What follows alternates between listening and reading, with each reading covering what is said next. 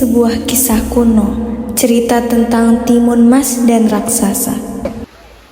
Alkisah di sebuah desa kecil yang terletak di Jawa Tengah, hiduplah seorang wanita parubaya yang bernama Mbok Srini. Ia hidup sendirinya sejak suaminya meninggal.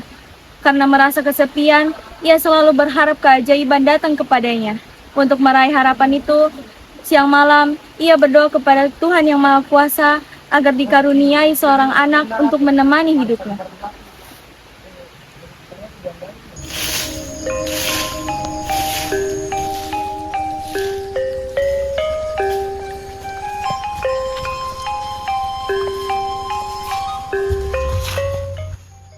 Tuhan, sudah lama aku menikah, tetapi aku belum juga dikaruniai keturunan.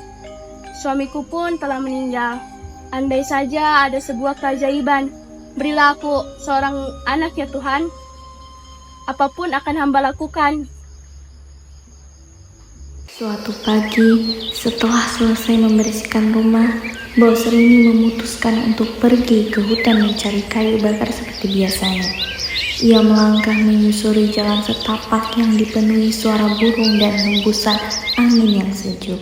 Namun, baru saja ia sampai di bagian hutan yang lebih dalam, suasana tiba-tiba menjadi sunyi. Tidak ada lagi suara burung, bahkan daun pun seakan enggan bergerak.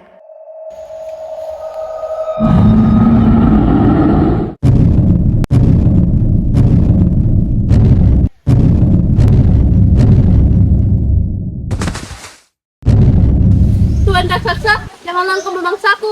Aku sudah tua, tubuhku sudah tidak enak lagi untuk memangsa. Baiklah, aku akan melepaskanmu kalau kau bisa memberiku seorang anak untuk kusantap. Anak, tetapi aku tidak punya anak. Kalau begitu, ambil saja biji mentimun ini. Buto Ijo pun memberikan Mbok Srini sebuah kantong kecil berisikan biji-biji mentimun. Titipkan untuk kau tanam dan pelihara. 7 tahun lagi aku akan datang untuk memakannya. Benarkah? Baiklah, saya berjanji.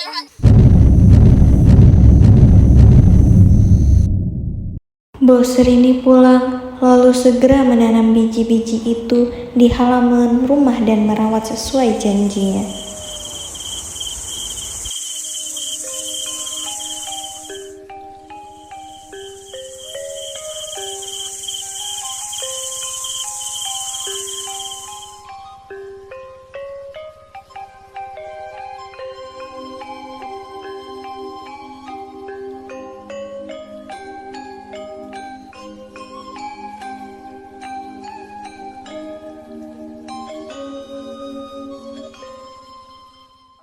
Dua minggu kemudian di pagi hari, mentimun itu tumbuh dan berbuah sangat lebat.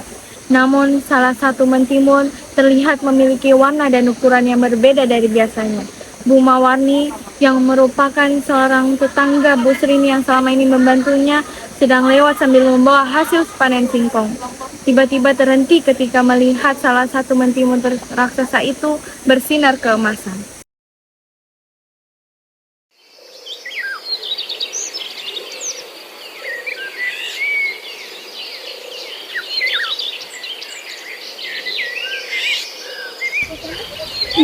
Mbok Srini.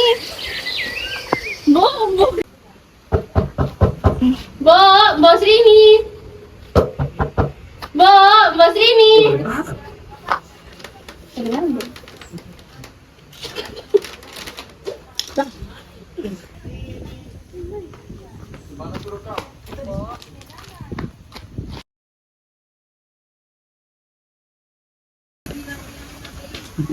Benar juga, Mawarni.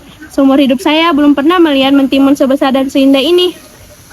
Dengan hati-hati, Mbok Srini pun segera memetik mentimun itu dan membawanya ke dalam rumah. Ia menaruhnya di atas tikar. Ketika hendak memotongnya, tiba-tiba terdengar suara retakan halus. Kulit mentimun itu terbuka perlahan, memancarkan cahaya terang. Ini seorang bayi. Betapa cantiknya. Mbok Srini segera mengangkat bayi itu ke pelukannya. Air matanya mengalir deras. Tuhan mengabulkan doaku, Mawarni. Lihatlah, aku punya anak perempuan. Beri ya nama. Anak istimewa ini harus diberi nama yang cantik. Karena ia lahir dari Mentimun Mas, maka akan kuberi ia nama Timun Mas. Tahun demi tahun berlalu, Timun Mas tumbuh menjadi gadis yang cantik, lincah, dan juga baik hati. Ia sangat dekat dengan Rati, sahabat kecilnya. Rati sering bermain dengan Timun Mas dan juga membantu Box Rini. Namun di balik itu semua, Box Rini tetap saja merasa cemas karena ia mengingat janjinya 7 tahun yang lalu kepada Buto Ijo.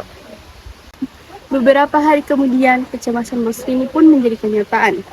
Sore hari, Buto Ijo datang menghampiri kediaman Box Rini dan juga Timun Mas untuk menagih janji Box Rini. Tak kehilangan akal, Box Rini pun mencari alasan untuk menyelamatkan Timun Mas agar tidak menjadi santapan Buto Ijo. Hei wanita tua, aku datang kemari untuk menagih janjimu. Aku sudah tidak sabar untuk menyantapnya. Wahai Tuan Raksasa, Timun Mas masih kecil dan kurus. Dagingnya belumlah enak untuk engkau mangsa. Datanglah 2 tahun lagi. Pastilah ia menjadi santapan yang enak untukmu. Baiklah, tahu saja. Aku akan kembali 2 tahun lagi.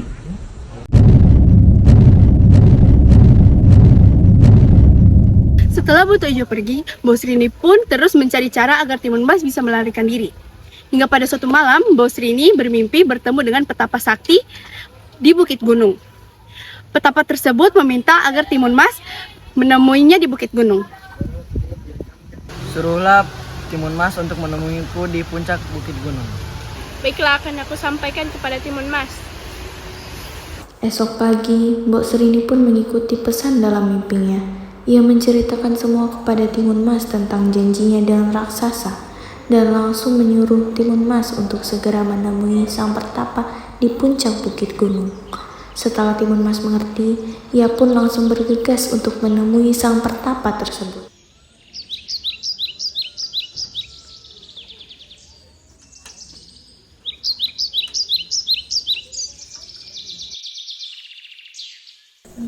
Timun, apakah benar kamu mau pergi sejauh itu sendirian? Iya Rati, ini juga demi keselamatan ibu dan juga diriku. Itu, aku percaya kamu bisa. Kamu kuat, Timun. Jangan takut, aku akan menjaga Mbok Rini di sini. Makasih Rati, kamu selalu membuatku kuat. Timun Mas anakku, hati-hati anak. Baik Bu, Timun Mas pamit dulu ya. Timun Mas pun pergi, masuk ke dalam hutan menuju kediaman sang petapa di puncak Bukit Gunung tersebut.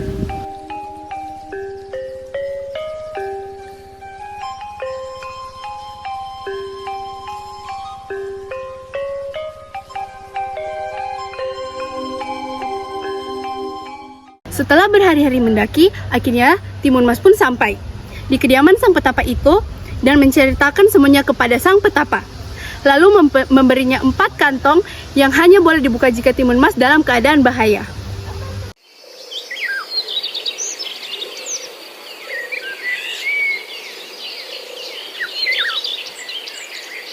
Sungguh anak yang malang. Timun Mas, ini kakek berikan 4 kantong yang berisi jarum, terasi, biji ketimun, dan garam. Tapi ingat, kamu menggunakan 4 kantong ini hanya untuk keadaan darurat saja. Baik, Kek. Terima kasih. Timun Mas pulang dulu ya. Timun Mas pun pulang ke rumahnya. Namun saat sampai di rumah, alangkah terkejutnya karena sang raksasa sudah menunggu. Hah, raksasa itu sudah datang. Aku takut. Aku sudah tidak sabar lagi. Di mana anak itu? Aku ingin menyantapnya sekarang juga. Box Rini segera berteriak kepada Timun Mas untuk kabur dari sang raksasa. Timun Mas segera berlari.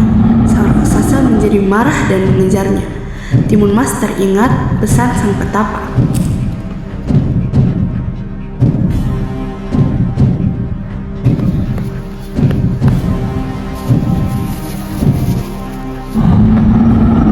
Aha, jangan lari garis kecil. Sebarkan saja jarum-jarum ini sekarang. Sang raksasa semakin dekat. Timun Mas menyebarkan isi kantung yang kedua. Apa ini? Raksasa itu semakin dekat. Apa aku harus membuka kantong ketiga Timun ini? Mas lalu menyebarkan isi kantong yang ketiga. Hei, jangan lari Timun Mas. Hanya tinggal 1 kantong terakhir. Dia pun menaburkan isi kantong terakhir yang berisi terasi. Dalam sekejap, muncul lautan lumpur yang panas dan dalam. Timun Mas menghentikan langkahnya. Ia lega karena berhasil melarikan diri. Dengan ketakutan, ia kembali ke rumah. Bos Rini dan Rati yang sedang mengkhawatirkan Timun Mas langsung terkejut bahagia setelah melihat Timun Mas kembali dengan selamat dari kejaran buto ijo.